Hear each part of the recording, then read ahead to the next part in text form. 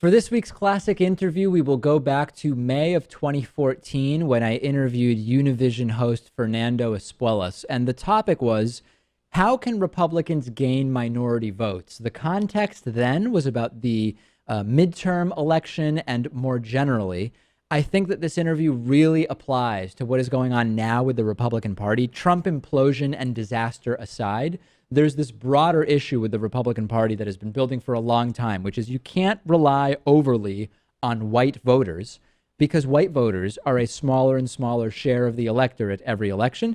And I talked with Fernando about, is it even possible for Republicans to make changes to attract minority voters? Let's think about this in the context of this upcoming election.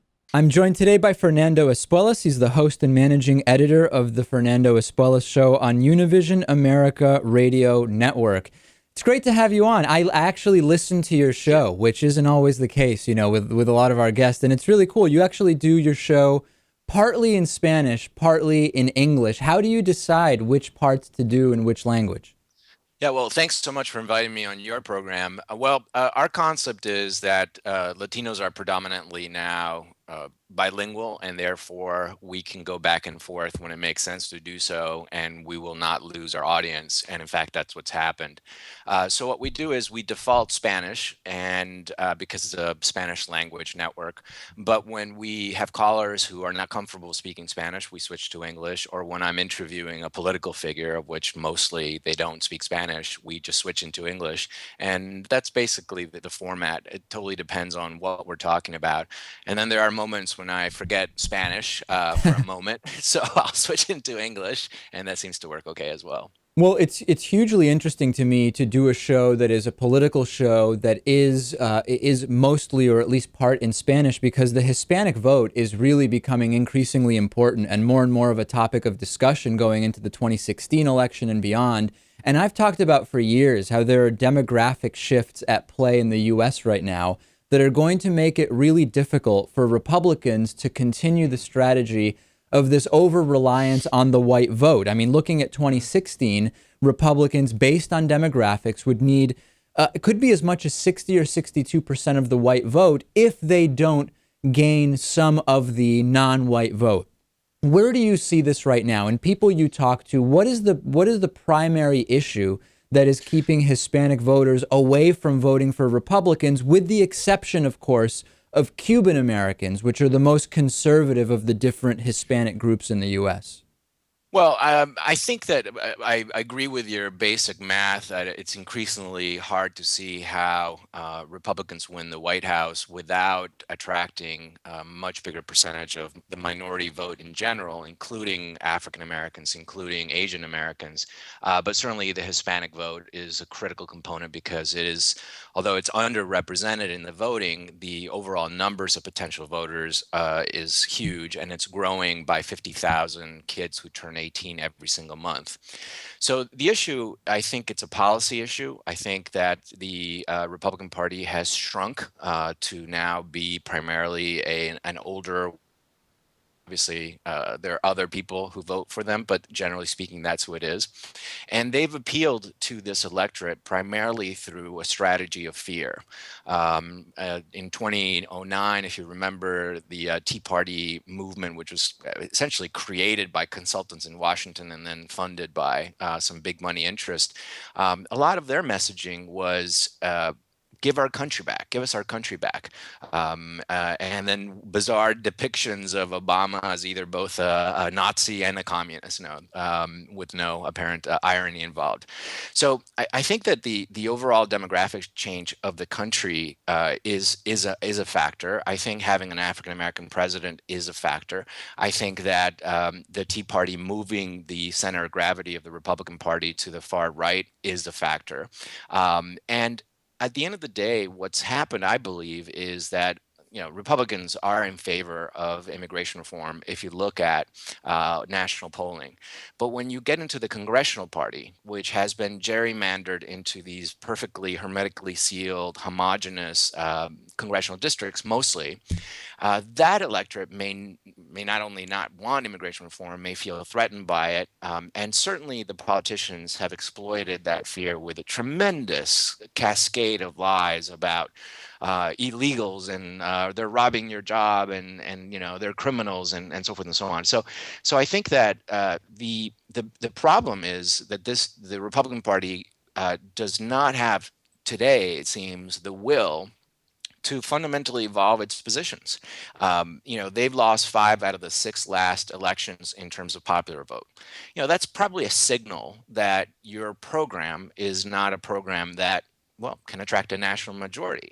But they go through this process where they decide they have to change, and when it comes to having to change, they default on essentially a messaging problem. We have a messaging problem, but it's not a messaging problem. When you have Mitt Romney in 2012 running on this, essentially this the harshest policy possible, self-deportation, old ladies and children out, will make their lives impossible until they leave. I'm an American citizen. It doesn't impact me. There's no one in my family who's impacted by a reform, but I was highly insulted by that rhetoric, and certainly the premise that you would be able to attract supporters, not just among Hispanics, but among Americans, independents and center Republicans, to what is a vaguely 1930s policy of displacement of 12 million people. I mean, it just makes no sense. I think that there may also be another factor at play here. Always lurking in the background of all of these positions is the effect on fundraising, right? Because fundraising, because of our how elections are financed here, our fundraising is at the forefront. Is it possible that Republicans realize that they need to change their positions on immigration, maybe adopting something closer to what Jeb Bush talked about recently, saying, it's just not really feasible to say we're going to deport everybody. We should institute some kind of path to citizenship.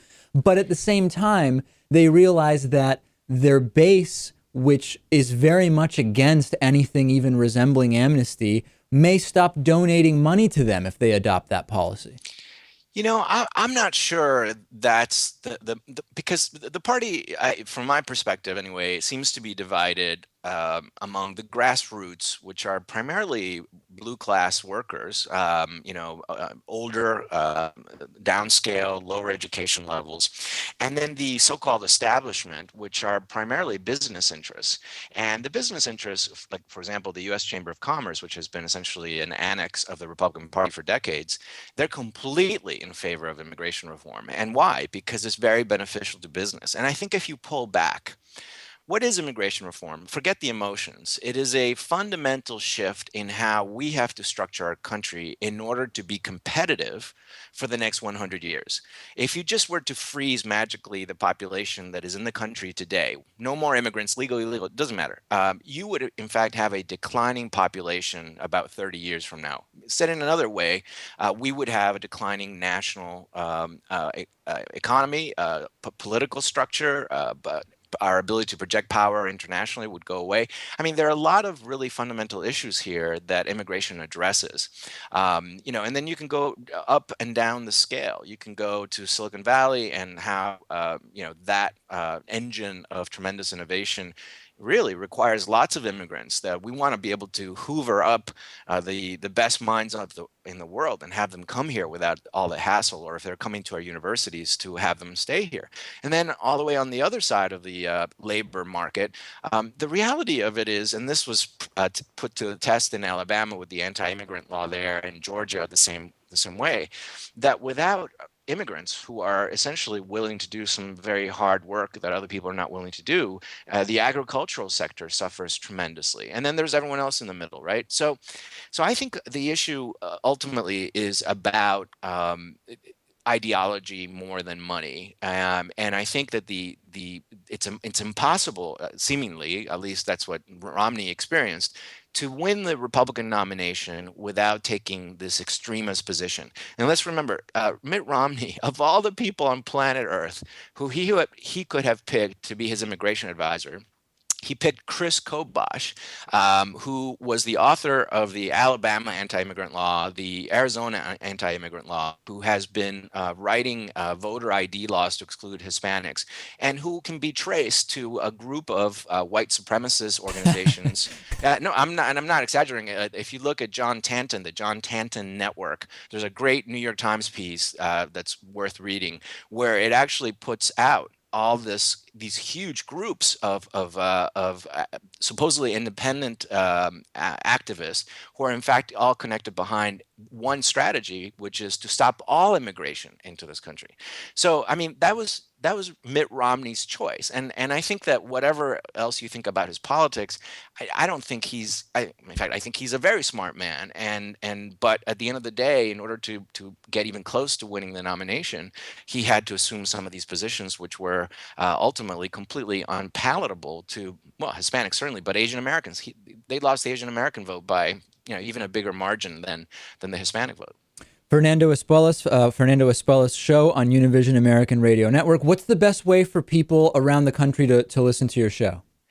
Well, if you have a Univision America station in your city, that's one way. But probably the best way is to listen online. You can listen to my show live on Euphoria, which is an app, a Univision app you can download for whatever phone platform. You can also listen to iHeartRadio online, and also UnivisionAmerica.com streams the show as well. It's on from 2 to 4 Eastern time, Monday through Friday, and then it's all across the country. Excellent. Fernando, you're from Uruguay. I'm from Argentina. I'm very excited for the World Cup, which is going to be happening soon. How are things looking for your country this time around? Well, I think I'm the one Uruguayan who does not follow soccer. So So you'll root for Argentina then? I'm going to root for the United States and Uruguay as well, and Argentina. I mean, at the end of the day, I learned early on that I will not attach my emotions to a bunch of guys who may or may not win, and I cannot control. So I'm not into the heartbreak experience of the World Cup, but I certainly will watch the finals.